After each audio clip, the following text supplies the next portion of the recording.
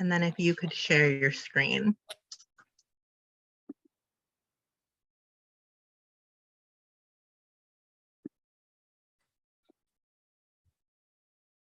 Awesome.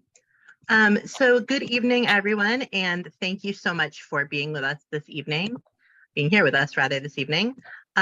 My name is Naomi Hagel. I am a credentialed person-centered thinking trainer with the Learning Community for Person-Centered Practices.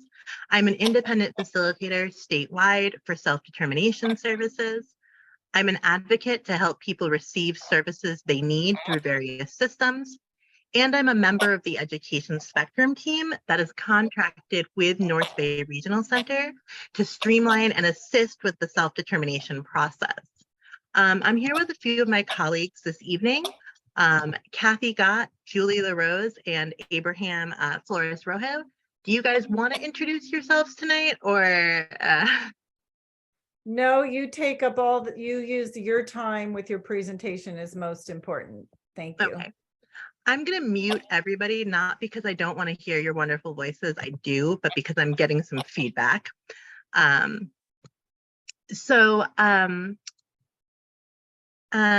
So as I said, I'm here with the Education Spectrum team, but I also want to be clear that I'm a former regional center manager, and I oversaw self-determination at a regional center in the LA area. I have a really unique perspective wherein I've been where the staff at North Bay Regional Center are. I've felt what they feel, and I know what they're up against in terms of their workload and their priorities. But I'm also intimately aware of and hopefully responsive and open to the needs of individuals and families and the requirements of the regional center staff that they have to adhere to in order to both follow the law and ensure the rights of participants are respected. Regional center services sometimes can feel like another language and self-determination like a dialect of that language. So I want to be clear that there is here that you're taking the time and making this a priority tonight, especially, it's still kind of the holiday season in a way. And we encourage you to interact with us. Anything you want to share with us, we appreciate your transparency and your vulnerability.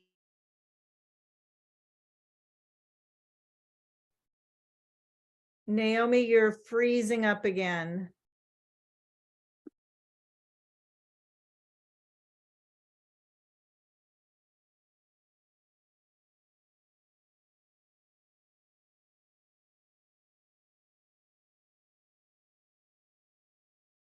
Okay, she'll probably come back in again. Sorry about that, everybody. Just hang with us a moment for technical difficulties.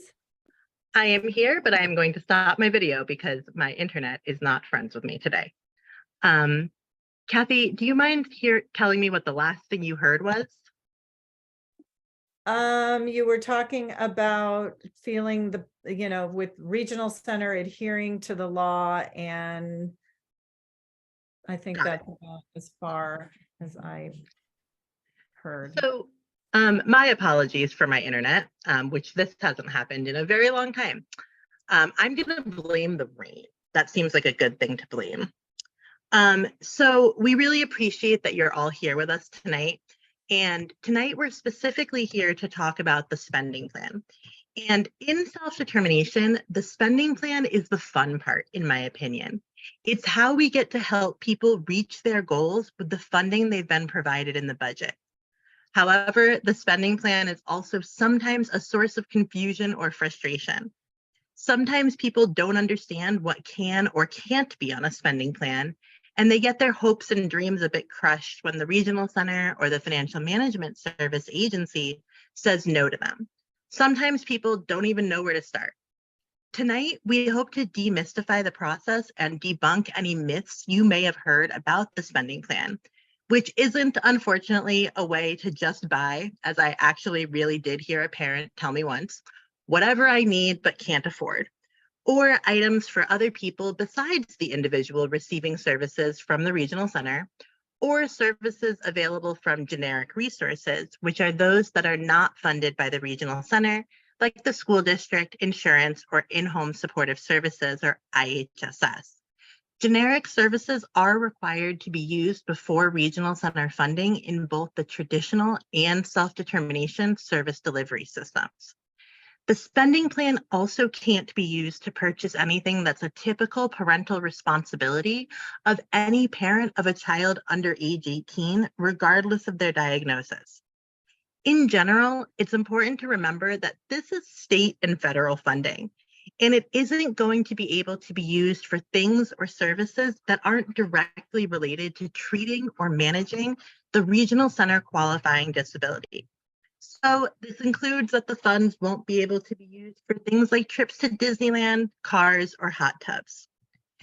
We are in the fourth of a series of 6 trainings that will continue to happen once per month for the next 2 months after this session. And we have and will continue to cover a lot of areas to help you in general.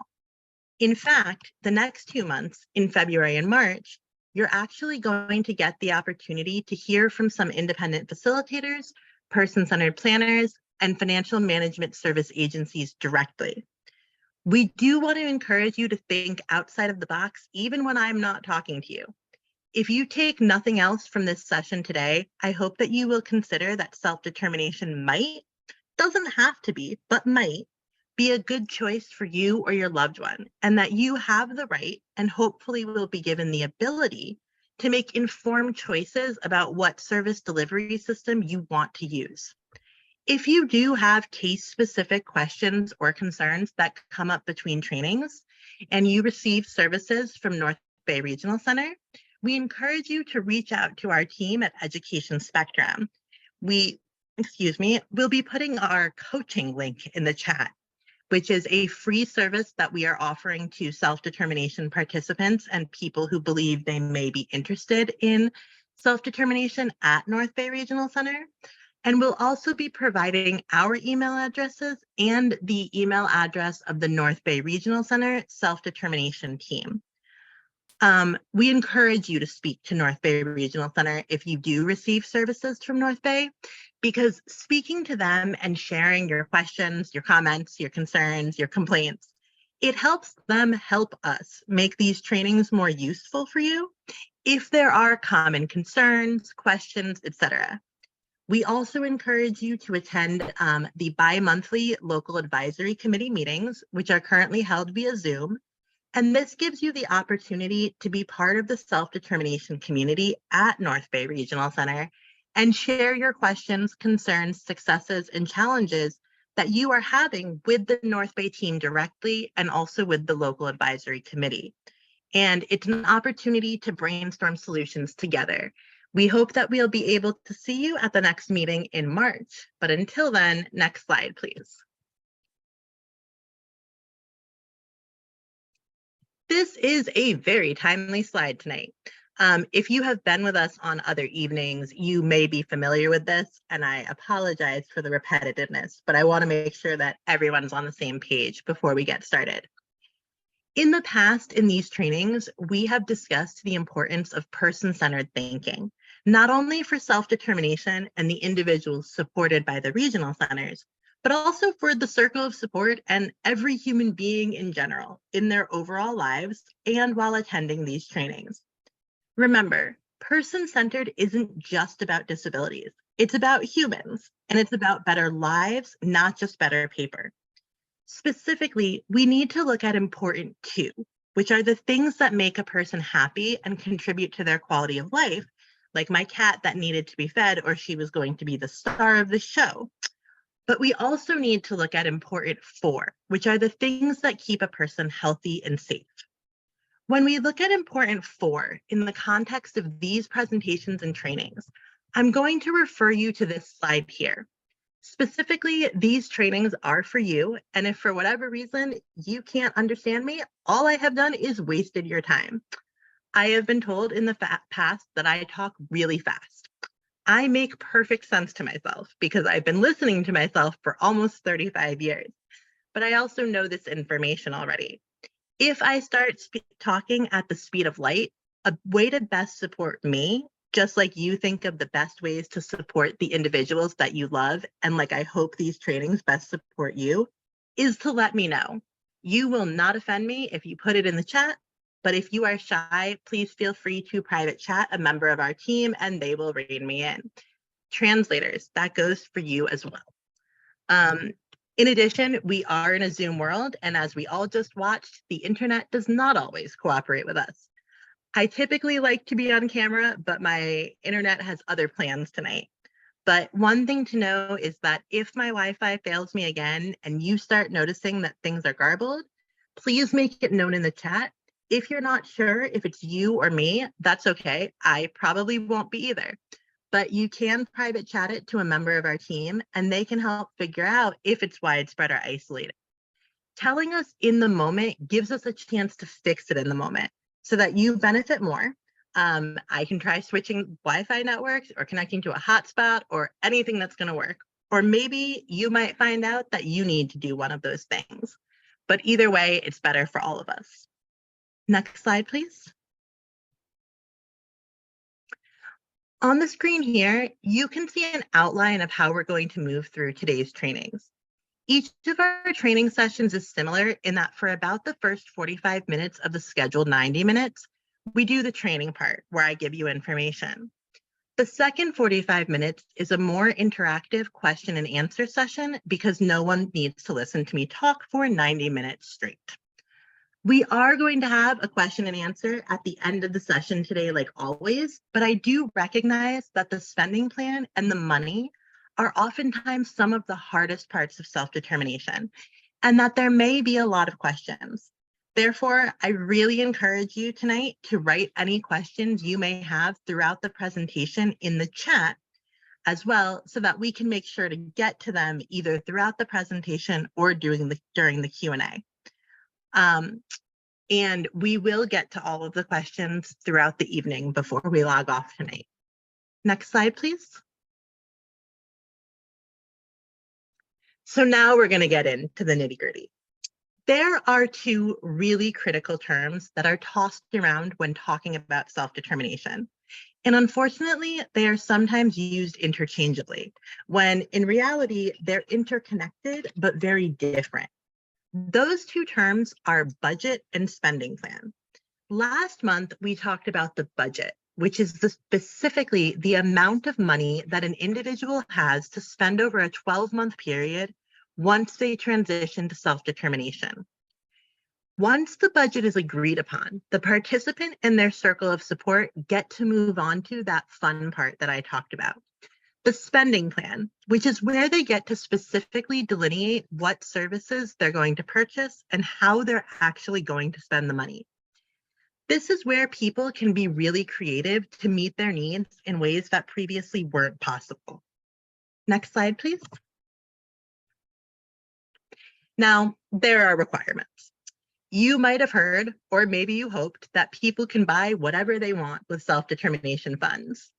Personally, in my role, both at the Regional Center and currently, I have gotten some really eyebrow-raising requests like car purchases or Disneyland passes and $13,000 hot tubs.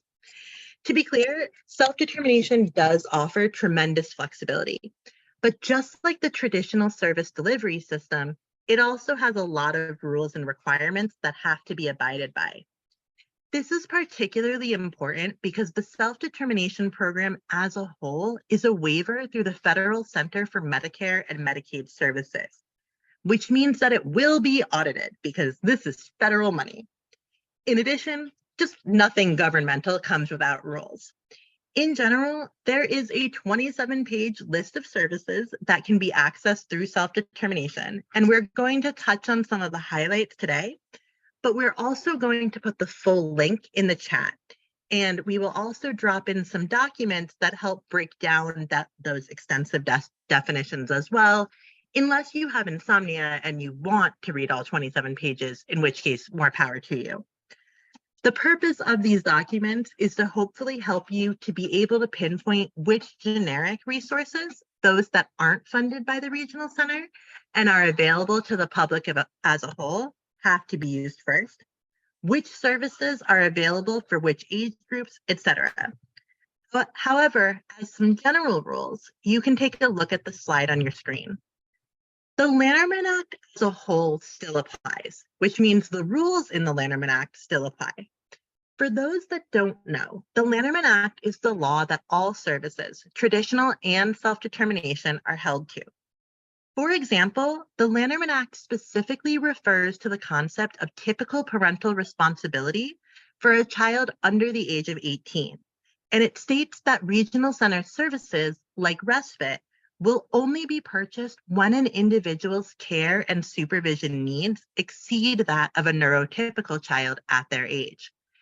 It also states that transportation for a child under 18 is virtually always a typical parental responsibility. Therefore, when looking at some service requests in traditional and self-determination services, like camp, for example, we would also need to look at what the expectation would be for a parent to pay for a child without a disability. The regional center is really only supposed to pay the cost that exceeds that of a child without a disability. So if a summer camp is $1,000 for a child without a disability and $1,500 for a child with a disability, it's really only on the regional center to pay the additional $500, not the entire cost. The regional center is also still the payer of last resort. And they might be careful to say that they're not approving spending plans because that particular word is a political minefield that creates a lot of unnecessary drama. But it is the responsibility of the regional center to review spending plans to make sure the services being requested qualify for federal funding, because all services in self-determination must be federally reimbursable. The regional center also has to review spending plans to make sure that in funding services, they are not supplanting generic resources like the school district, insurance companies, Medi-Cal, and or in-home supportive services. This means that you will still be asked for the same denial letters that you are in traditional services. And in general, you can expect that you and the regional center are still following a lot of similar policies and rules in self-determination as you were in traditional services, particularly when it comes to the budget.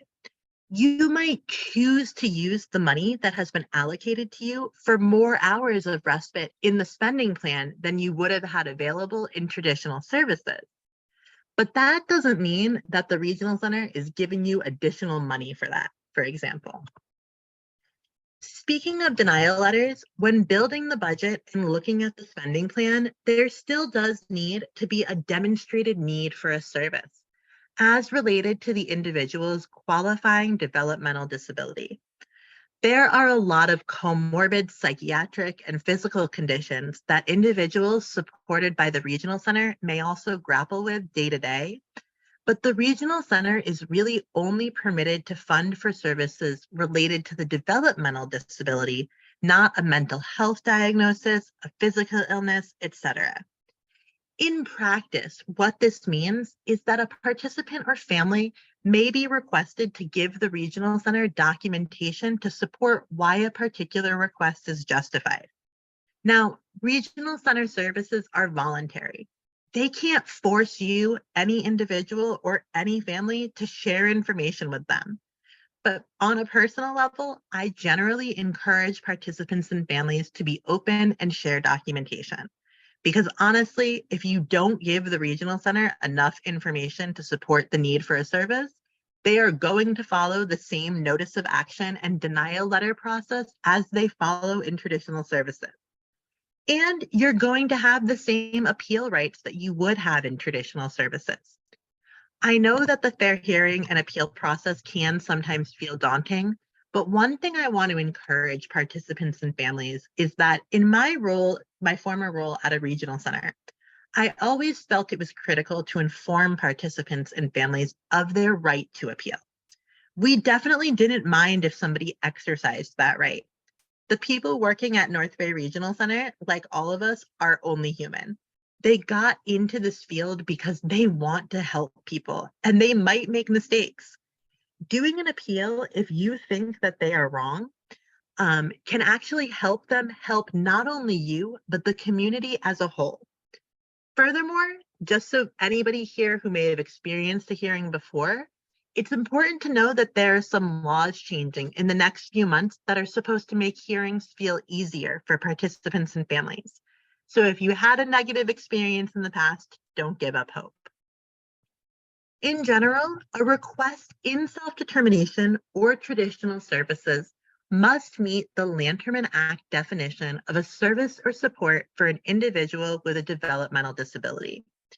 This is specifically explained as specialized services and supports or special adaptations of generic services and supports directed towards the alleviation of a developmental disability or toward the social, personal, physical, or economic habilitation or rehabilitation of an individual with a developmental disability, or toward the achievement and maintenance of an independent, productive, and normal life.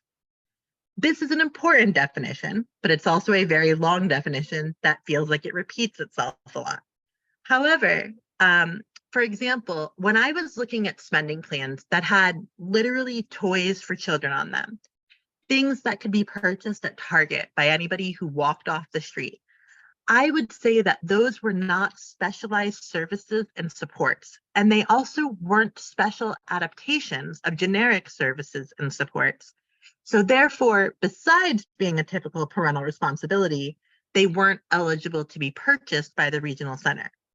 Now, keeping that in mind, I want to acknowledge that this is a fuzzy line that is also a shade of gray. For example, sometimes, but not always, it is possible to have a bicycle on a spending plan. I'm not talking about a bicycle that anyone could purchase from Walmart, but what about a specialized bicycle for someone who had cerebral palsy or otherwise used a wheelchair? That wouldn't be funded through any generic resource that I know of, and it's probably going to be expensive to the point where it wouldn't be considered a typical parental responsibility either. For example, I work with a little boy, he's about 10 years old, and we got him an adaptive tricycle. It was $5,000. That was not $5,000 added to the budget. We moved it from other areas of the spending plan, but most bikes at Walmart are like $100, not $5,000, hence why it wasn't a typical parental responsibility. Now, a bicycle like that could also enhance the participants' community integration, which is a critical part of self-determination services. All self-determination services have to meet the requirements of the Home and Community-Based Services, or HCBS, final rule, which requires services to be in settings with access to the community, where people have the ability to make choices and where they can interact with and make friends with people, and not just staff, who do and don't have disabilities. This is a requirement that's actually coming for all services by March of this year, self-determination, traditional, whatever. But self-determination services have to be compliant right away. Excuse me, I'm going to be honest, that's scary for some traditional services vendors. They contemplate serving individuals at self-determination at this time, and they might not feel ready or they're just scared. But it's important to know that there is training and assistance available for traditional services vendors, but also the services only have to be compliant for the individual in self-determination at this time, not the entire program or the entire group. This means that maybe the vendor can make some relatively minor adjustments in order to continue serving the person who's transitioning to self-determination. And if those adjustments cost them more money, they're not being held to the same rates that they were in traditional services, so they can charge the participant more than they would be able to otherwise. It's a good way for traditional services vendors to start dipping their toes into more person-centered and community integrated services. Now, that was a lot of word salad of a bunch of jargon that the regional centers talk about a lot, and I don't want to worry you guys with it. I want to be clear that most services that you're going to be asking for are compliant with this rule, and some of them are automatically compliant. It's really not something to worry about a lot. For example, one-on-one services in home or in the community, like respite or supported living services, sometimes known as SLS, for adults who live independently, are automatically compliant. In addition, services that are open to the greater community, like the YMCA for swimming lessons, are also compliant. Really, the only services that won't meet this requirement are those that are specifically aimed at people with developmental disabilities and are in segregated environments that don't allow access to the community or visitors, etc.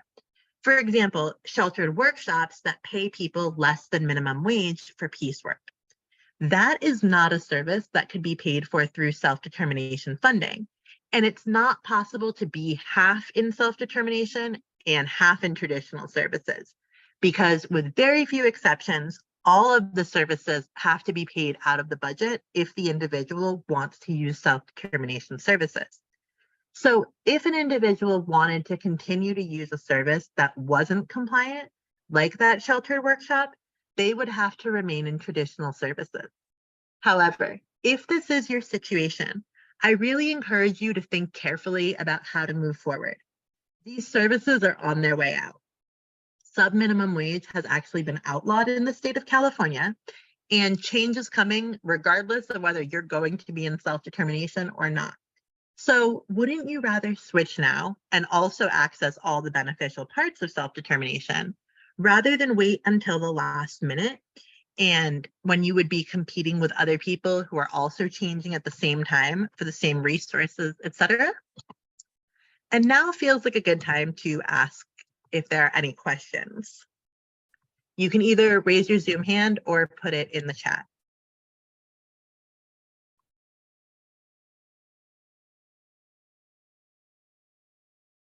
And Kathy, I'm praying my internet is cooperating now. Okay, everybody's nodding. That makes me happy. I don't see any questions. So Kathy, do you want to go to the next slide? So I talked just now about what all self-determination services have to have. But we also need to talk about what self-determination services simply cannot have, which are listed on this slide. Specifically, all services and purchases have to be made through the Financial Management Service Agency, or FMS. We talked about that in last month's training. It's the only required vendor service that you must use in self-determination. It's not possible for an individual or their circle of support to purchase something or pay for a service and then be reimbursed. And I know that especially with social recreational services right now, that might actually be something that you're used to, but it's not allowable in self-determination due to requirements in the waiver. In addition, self-determination funds cannot be used for room and board or rent. In general, regional centers don't pay rent because it's prohibited by law, except in very specific time-limited circumstances. But the regional centers definitely can't pay rent in self-determination because it's not a federally reimbursable service. With that said, in the very rare case where the regional center might pay rent, it would be done outside of the self-determination budget, not as a part of it. Similarly, self-determination funds cannot be used for food, which is generally also not something you're going to see purchased in traditional services either. This is, again, not a federally reimbursable service, but it's also something that there are generic resources available for, like SSI and CalFresh. SSI, or Social Security income, can also be used for rental payments, for that matter. In addition, food and rent are not really specialized services and supports, nor are they specialized adaptations of generic services and supports. So they don't meet the Lanterman Act definition of services and supports for developmental disabilities that we discussed on the last slide either.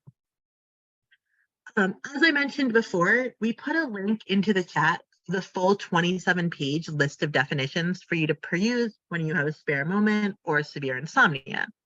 And you will see vehicle modifications there, as well as something called environmental accessibility adaptations, which can be physical modifications to a home owned by a participant. However, while these are allowed, what is not allowed are adaptations that are not disability specific, are considered to be of general utility, which means that they're for everybody in the home. And anything that does not only benefit the person with a disability.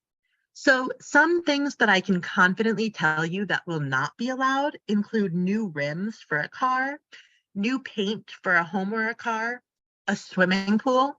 This one has actually been litigated in a fair hearing already. Electrician or plumbing services, roofing repair, HVAC services, central air conditioning or updating appliances, and that's not an exhaustive list.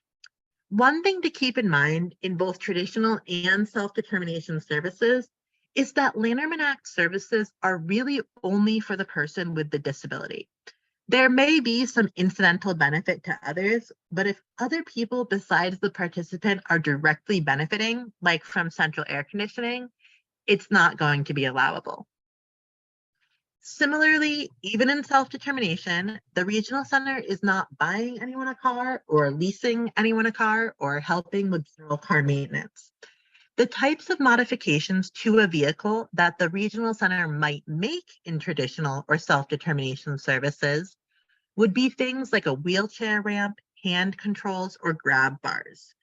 In fact, especially in self-determination, even repairs to specialized adaptations might be allowable, but that doesn't necessarily mean that money is going to be added to the budget to account for that need.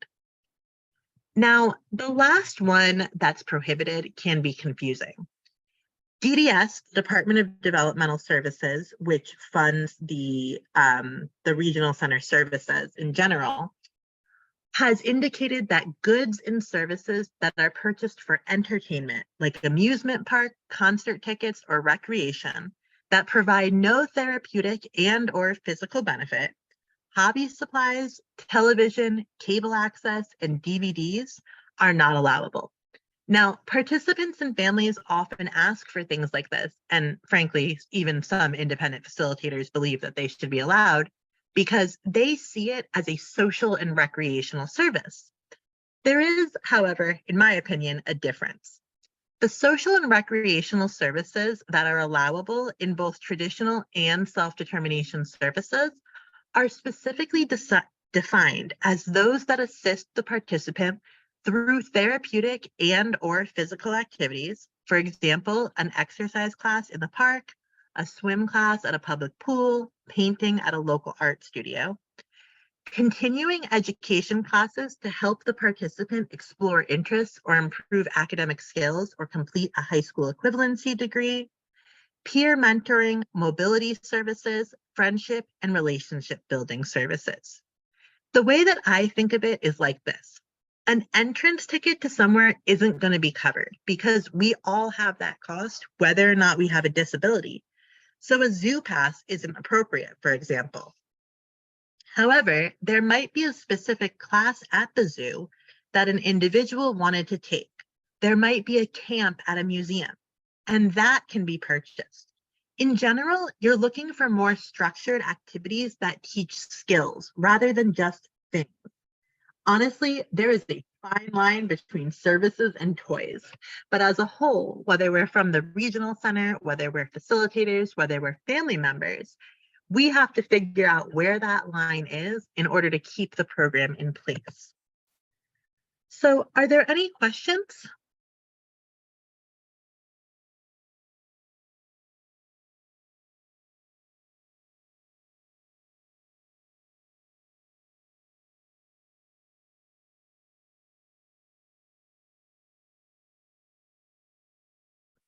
So not seeing any in the chat and not seeing any raised hands.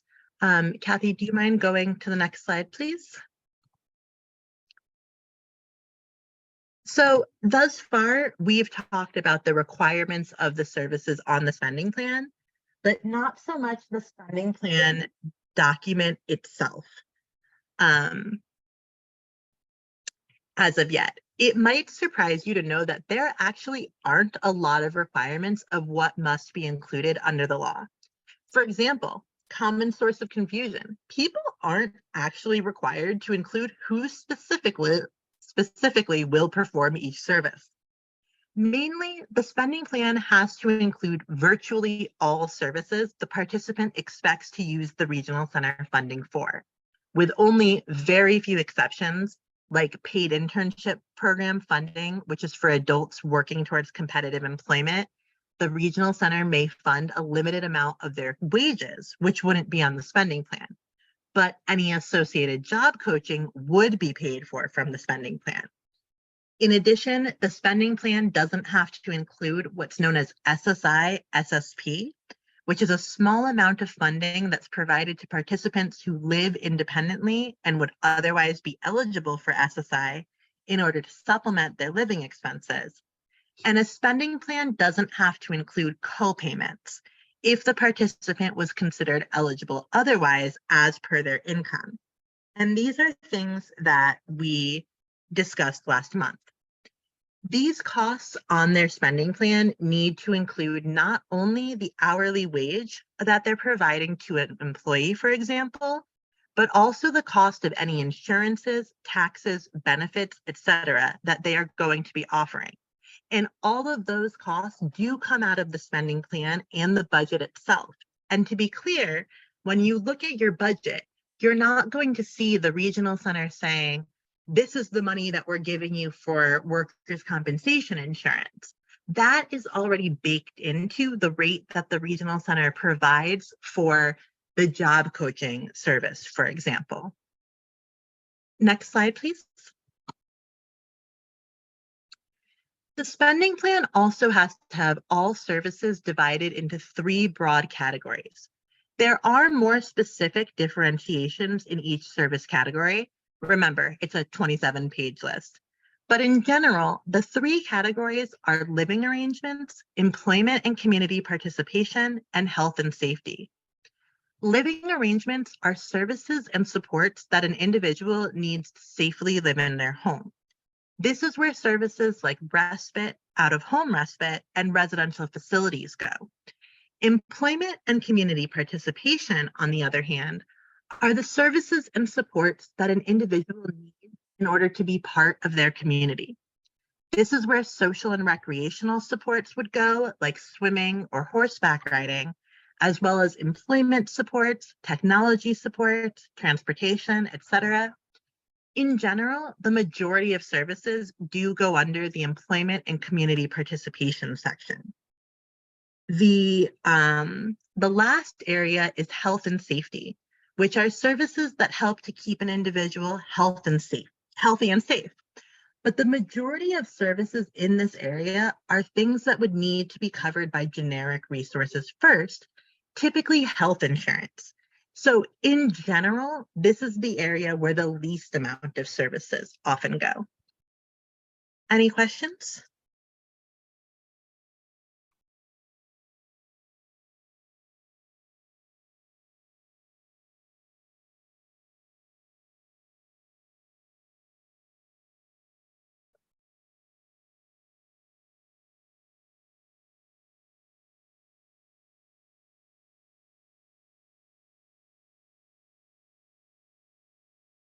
Okay, not seeing any. Next slide, please. Just like in traditional services, differ between children and adults, and also, most importantly, just based on need. And in general, as we discussed earlier, the Lanterman Act still applies. So if a service is not available to somebody in the traditional service delivery system because they're not eligible for it until a certain age, like, for example, independent, oh shoot, is it? Okay, no, I thought I lost you guys for a sec, but I'm here. My apologies. So for example, independent living services and employment services are not permitted until an individual is either 18 or 22 years of age, and they've obtained a high school diploma or a certificate of completion, because those services until then are considered to be the responsibility of the school district. So that's in traditional services, and those services also aren't going to be available until that age in self-determination, because that boils down to the Lanterman Act. In addition, the vast majority of services for children between the ages of 3 and 22 in both traditional and self-determination services are covered by generic resources, namely the school district's insurance, Medi-Cal, and or what's known as California Children's Services, or CCS. In particular, the service definitions that we link to in the chat rely heavily on what is known as the Early Periodic Diagnosis, Screening, and Treatment, or EPSDT program. And we're going to put links in the chat about CCS and EPSDT. And because a lot of these service definitions rely on EPSDT, they don't allow the purchase of certain services for children under 21 because they're assumed to be available through the EPSDT program, which is available to qualifying children under 21 through Medi-Cal and or CCS. Ultimately, what it boils down to is they're saying if it's medically necessary, these other programs that we have will already fund it. And if it's not medically necessary, we're not funding it. With that said, you can see that there is a much longer list of services that are not available for children than there is for adults. Keeping in mind that many of the services listed, like dental services, physical therapy, etc., would only be available to adults if they were denied by generic resources and they were found to be medically and clinically necessary as related to the individual's qualifying developmental disability. So we could all probably benefit from some physical therapy, but if the individual's qualifying diagnosis is autism and the need for physical therapy is not specifically related to their autism, then the regional center isn't going to fund it. In general, and this goes for traditional services and self-determination, just because something is listed doesn't automatically mean that everyone is going to be eligible for it. And it doesn't even mean that if you're eligible for the service, that additional money is going to be added to the budget. For a lot of services in the definitions, you're going to have to reallocate funds from other areas to cover some of these services. And the reason for that, again, is the cost neutrality. The law was passed with the understanding that it wouldn't cost the state any more money than the traditional system did. So we can't pay any more money than we would in traditional services. And we can't add money for things that aren't available traditionally. Are there any questions?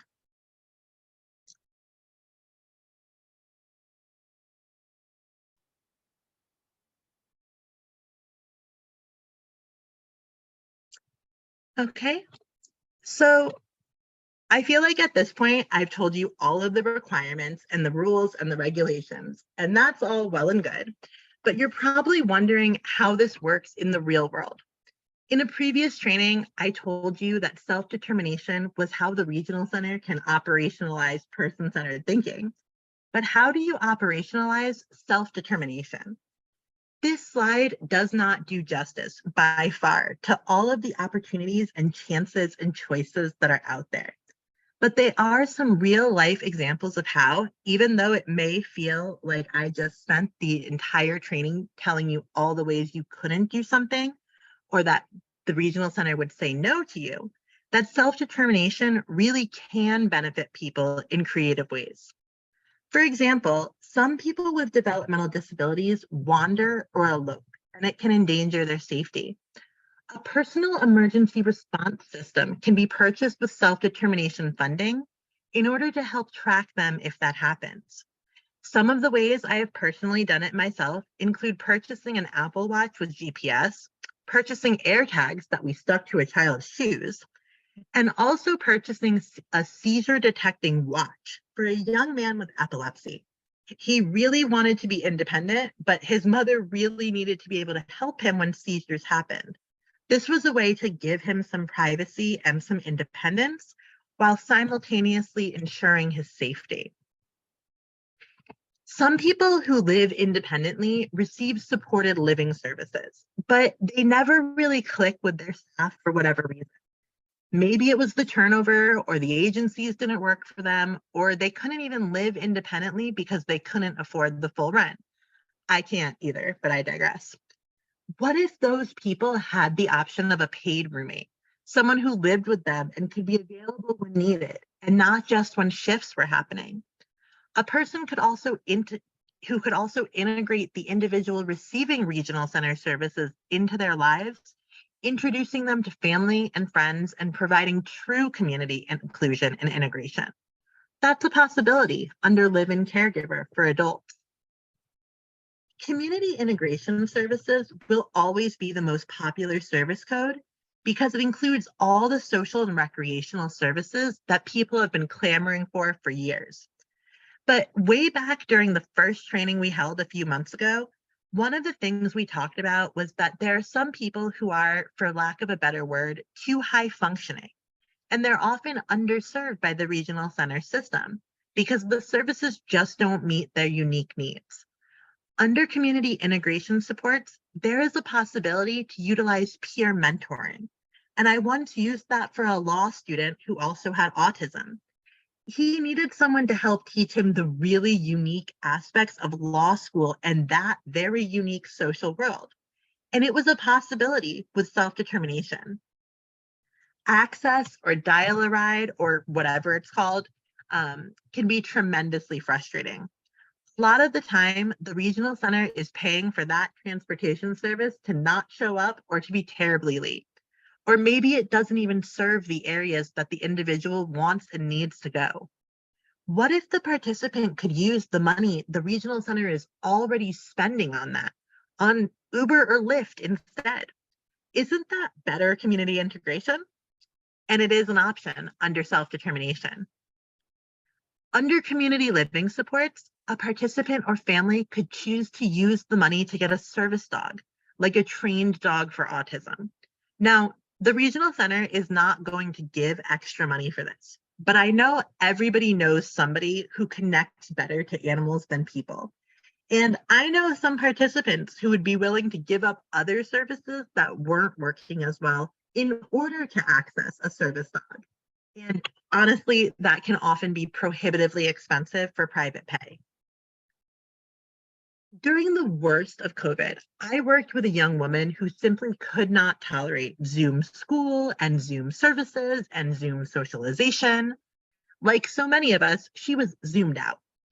We were able to use participant-directed goods and services to purchase her sensory items, like chewies and weighted vests, that helped keep her safe, decreased her attempts at elopement, and allowed her to actually participate in her services, because no generic resource was going to purchase that. The same young woman was hitting puberty, and due to her autism, she had unique sensory needs related to menstruation. We used code 365, specialized medical equipment and supplies, to purchase menstrual underwear, which she found less uncomfortable than traditional menstrual hygiene supplies, and which allowed her to be better integrated into the community because she felt comfortable going out and she didn't have to fear changing messy products in public bathrooms, for example. This was also a code that we used for a young man with cerebral palsy who wanted to increase his physical strength so that he could self-propel his wheelchair more often. We bought him therapy putty, and it strengthened his hands. And we also bought wheelchair gloves, which protected his hands while he was using the wheelchair. Are there any questions?